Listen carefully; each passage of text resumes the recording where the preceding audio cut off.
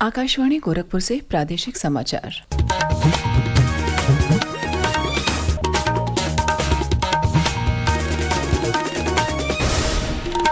नमस्कार, समाचार बुलेटिन के साथ में शिवानी अरोरा। पहले मुख्य समाचार। प्रयागराज महाकुंभ में महाशिवरात्रि पर अंतिम स्नान पर्व आज। महाकुंभ के प्रारंभ से अब तक संगम में आस्था की डुबकी लगाने वाले श्रद्धालुओं की संख्या हुई 65 करोड़ के करीब। राज्यपाल के अभिभाषण पर चर्चा के बाद मुख्यमंत्री योगी आदित्यनाथ ने विधान परिषद में दिया विपक्ष के सवालों का जवाब। कहा, महाकुंभ ने प्रदेश में प्रयागराज, अयोध्या, काशी, मथुरा और गोरखपुर को पंचतीर्थ के रूप में जोड़ा। प्रदेश भर में श्रद्धा और उल्लास के साथ मनाया जा रहा है महाशिवरात्रि का पर्व। जलाभिषेक के लिए आज तड़के से ही शिवालयों पर लगी लंबी कतारें। काशी विश्वनाथ धाम में उमड़ा श्रद्धालुओं का हुजूम। और सीबीएसई 10वीं कक्षा के विद्यार्थियों के लिए साल में 2 बार बोर्ड परीक्षा कराने की बना रहा है योजना। सीबीएसई की वेबसाइट पर मसौदा नीति अपलोड। अब समाचार विस्तार से। महाशिवरात्रि के पवित्र स्नान पर्व के साथ प्रयागराज महाकुंभ 2025 आज अपने अंतिम पड़ाव पर है। महाशिवरात्रि पर महाकुंभ में संगम में आस्था की डुबकी लगाने का सिलसिला रात 12 बजे से ही जारी है। आज सुबह 6 बजे तक प्राप्त समाचार के अनुसार 41 लाख श्रद्धालु त्रिवेणी में डुबकी लगा चुके थे। इसके साथ ही 13 जनवरी से प्रारंभ महाकुंभ में आकर संगम में स्नान करने वाले श्रद्धालुओं की संख्या करीब 65 करोड़ हो चुकी है। आज महाशिवरात्रि स्नान को व्यवस्थित और सुरक्षित बनाने के लिए मेला क्षेत्र और प्रयागराज को 9 जून घोषित किया गया है। श्रद्धालुओं की भारी भीड़ को देखते हुए सभी से अपने प्रवेश के सबसे पास वाले घाट पर ही स्नान करने का अनुरोध किया जा रहा है। पेश है एक रिपोर्ट। पिछले 1.5 महीने से चल रहा महाकुंभ विश्व का सबसे बड़ा आध्यात्मिक आयोजन रहा है और महाशिवरात्रि के साथ ही इसका समापन हो जाएगा। महाशिवरात्रि के अवसर पर भीड़ प्रबंधन के लिए मेला क्षेत्र को 9 व्हीकल जोन घोषित कर दिया गया है। महाकुंभ के डीआईजी वैभव कृष्ण ने बताया कि सभी शिवालयों और विभिन्न स्नान घाटों पर पुलिस तैनात कर दी गई है। आदर्श के साथ अभिषेक कपिल, आकाशवाणी समाचार, प्रयागराज। प्रयागराज महाकुंभ ने आस्था, भक्ति और संस्कृति की अद्भुत झलक प्रस्तुत की है। प्रदेश विधानमंडल के बजट सत्र में विधान परिषद में मुख्यमंत्री योगी आदित्यनाथ ने राज्यपाल के अभिभाषण पर हुई चर्चा के बाद कल विपक्षी सदस्यों के सवालों पर अपना जवाब दिया। उन्होंने कहा कि प्रधानमंत्री नरेंद्र मोदी ने जिस तरह डॉक्टर भीमराव अंबेडकर की स्मृतियों से जुड़े पंचतीर्थ स्थापित कराए, उसकी ही तरह महाकुंभ 2025 ने प्रदेश में प्रयागराज, अयोध्या, काशी, मथुरा, वृंदावन और गोरखपुर को नए पंचतीर्थ के रूप में जोड़ा है। उन्होंने कहा कि इस सदी का सबसे बड़ा उत्सव महाकुंभ सबके लिए गौरव का विषय है।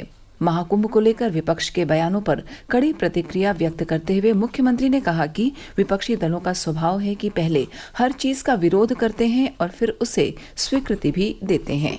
महाकुंभ की तैयारी के साथ जब हमारी टीम वहां पर गई थी और हम लोग इसकी तैयारी कर रहे थे, लेकिन विपक्ष शुरू से इसको अफवाह उड़ाता रहा है। क्या 40 करोड़ लोग आ जाएंगे? क्या ये आयोजन ऐसे हो पाएगा? क्या ये आयोजन को आप कर पाएंगे? हम लोग तब भी कहते थे आयोजन होगा। क्या आप चिंता कर रहे हैं? विपक्षी दलों में एक चीज जरूर देखने को मिलती है कि वे पहले किसी चीज को उपहास उड़ाते हैं, विरोध करते हैं, चर्चा से भागने का प्रयास करते हैं और अंततः उसको स्वीकृति भी देने के लिए तत्पर होते हैं।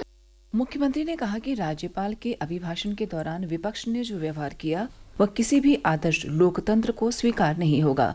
विधान परिषद में राज्यपाल के अभिभाषण का प्रस्ताव कल पास हो गया। शून्य प्रहर में मुख्यमंत्री ने समाजवादी पार्टी के सदस्यों के राज्य में बदहाल स्वास्थ्य सेवाओं पर कार्य स्थगन के रूप में उठाए गए मुद्दों का जवाब दिया। उधर विधानसभा में कल शिक्षा मित्रों के मुद्दे पर चर्चा के दौरान सपा विधायक की आपत्तिजनक टिप्पणी पर भाजपा विधायकों ने कड़ा विरोध जताया।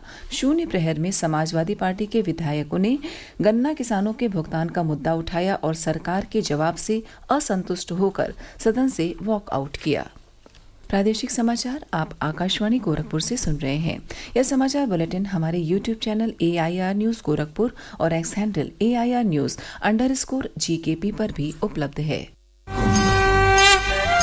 महाकुंभ 2025 से जुड़ा हर अपडेट अब आपको मिलेगा कुंभवाणी पर।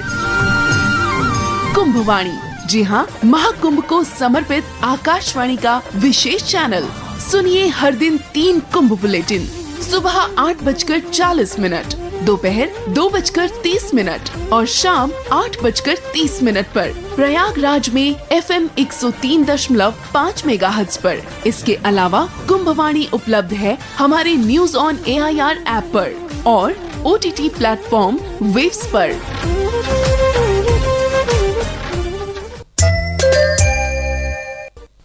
देवाधिदेव महादेव की आराधना का महापर्व महाशिवरात्रि आज पूरे देश में श्रद्धा और उल्लास के साथ मनाया जा रहा है। प्रदेश भर में सभी शिवालयों में आज तड़के से ही भगवान शंकर के दर्शन पूजन करने और जलाभिषेक करने के लिए श्रद्धालुओं की लंबी कतारें लगी हुई हैं। महाशिवरात्रि के अवसर पर काशी विश्वनाथ धाम में कल से ही श्रद्धालुओं का हुजूम उमड़ पड़ा है। प्रयागराज महाकुंभ के पलट प्रवाह के कारण काशी में इस बार महाशिवरात्रि पर विगत वर्षों की तुलना में श्रद्धालुओं की अत्यधिक भीड़ देखी जा रही है। आज यहां 12 से 15 लाख श्रद्धालुओं के आने का अनुमान है। महाशिवरात्रि पर वाराणसी के जिला और पुलिस प्रशासन ने श्रद्धालुओं की सुविधा, सुरक्षा और सहूलियत के लिए व्यापक तैयारियां की हैं। कई अखाड़ों के महामंडलेश्वर और बड़ी संख्या में नागा साधु भी बाबा का जलाभिषेक करने काशी पहुंचे हैं। नागा साधुओं के लिए काशी विश्वनाथ मंदिर प्रबंधन ने विशेष व्यवस्था की है। एक रिपोर्ट। महाशिवरात्रि पर्व पर नागा साधुओं का प्रवेश गेट नंबर 4 से होगा, जबकि अन्य गेट पर आम श्रद्धालु लगातार झांकी दर्शन करते रहेंगे। दोपहर 12 बजे से 2 बजे तक भी नागा साधुओं के दर्शन करने का समय तय किया गया है। नागा साधुओं के मंदिर से निकास के बाद आम श्रद्धालुओं का दर्शन पुनः जारी हो जाएगा। मनीष सिंह, आकाशवाणी समाचार, वाराणसी। विश्वनाथ धाम में आमजन के दर्शन पूजन के अलावा 7 अखाड़ों की पेशवाई भी निकलेगी। उधर सुरक्षा की दृष्टि से श्री काशी विश्वनाथ धाम क्षेत्र को 6 जोन और 18 सेक्टर में बांटा गया है। इस बीच प्रदेश सरकार के मंत्री रविंद्र जायसवाल ने बताया कि काशी में निकलने वाली शिव बारात अपनी 43 वर्षों की परंपरा के अनुरूप शिवरात्रि को ही निकलेगी। राज्यपाल आनंदीबेन पटेल और मुख्यमंत्री योगी आदित्यनाथ ने प्रदेशवासियों को महाशिवरात्रि पर्व की बधाई दी है। मुख्यमंत्री ने शिवरात्रि पर महाकुंभ स्नान को लेकर साधु संतों और श्रद्धालुओं को भी शुभकामनाएं दी हैं। उन्होंने कहा है कि देवों के देव महादेव सर्वमान्य रूप में पूजे जाते हैं। भारत के विभिन्न क्षेत्रों में स्थित ज्योतिर्लिंग राष्ट्रीय एकता के प्रतीक हैं।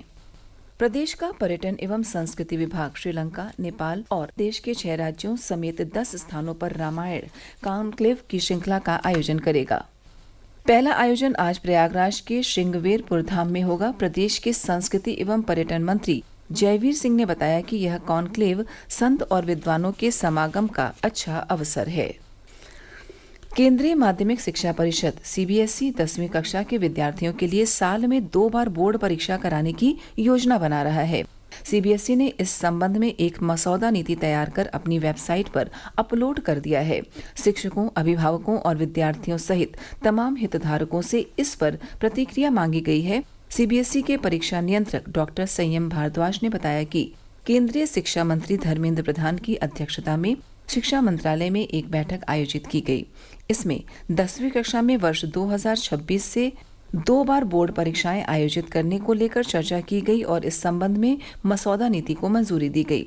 यह फैसला नई राष्ट्रीय शिक्षा नीति में की गई सिफारिश के आधार पर लिया गया है। केंद्रीय मत्स्य पालन, पशुपालन और डेयरी मामलों के राज्य मंत्री जॉर्ज कुरियन कल लखनऊ में ICAR राष्ट्रीय मछली आनुवांशिक संसाधन ब्यूरो के कार्यक्रम में शामिल हुए। इस अवसर पर केंद्रीय राज्य मंत्री ने ब्लू इकोनॉमी को बढ़ावा देने और जैव विविधता संरक्षण सुनिश्चित करने और नई तकनीक के जरिए मछली किसानों को आगे बढ़ाने के लिए मत्स्य अनुसंधान के महत्व पर जोर दिया। केंद्रीय ग्रामीण विकास राज्य मंत्री डॉक्टर चंद्रशेखर पेम्मासानी और कमलेश पासवान ने कल गौतम बुद्धनगर में सरस आजीविका मेले का उद्घाटन किया। इस मेले का उद्देश्य कारीगरों और शिल्पकारों को उनकी आजीविका और समावेशी विकास को बढ़ावा देने में सहायता करना है। और अंत में इस बुलेटिन के मुख्य समाचार एक बार फिर। प्रयागराज महाकुंभ में महाशिवरात्रि पर अंतिम स्नान पर्व आज महाकुंभ के प्रारंभ से अब तक संगम में आस्था की डुबकी लगाने वाले श्रद्धालुओं की संख्या हुई 65 करोड़ के करीब। राज्यपाल के अभिभाषण पर चर्चा के बाद मुख्यमंत्री योगी आदित्यनाथ ने विधान परिषद में दिया विपक्ष के सवालों का जवाब। कहा, महाकुंभ ने प्रदेश में प्रयागराज, अयोध्या, काशी, मथुरा और गोरखपुर को पंचतीर्थ के रूप में जोड़ा। प्रदेश भर में श्रद्धा और उल्लास के साथ मनाया जा रहा महाशिवरात्रि का पर्व जलाभिषेक के लिए आज तड़के से ही शिवालयों पर लगी लंबी कतारें, काशी विश्वनाथ धाम में उमड़ा श्रद्धालुओं का हुजूम और सीबीएसई 10वीं कक्षा के विद्यार्थियों के लिए साल में 2 बार बोर्ड परीक्षा कराने की बना रहा है योजना। सीबीएसई की वेबसाइट पर मसौदा नीति अपलोड। इसी के साथ प्रादेशिक समाचार समाप्त हुए। नमस्कार।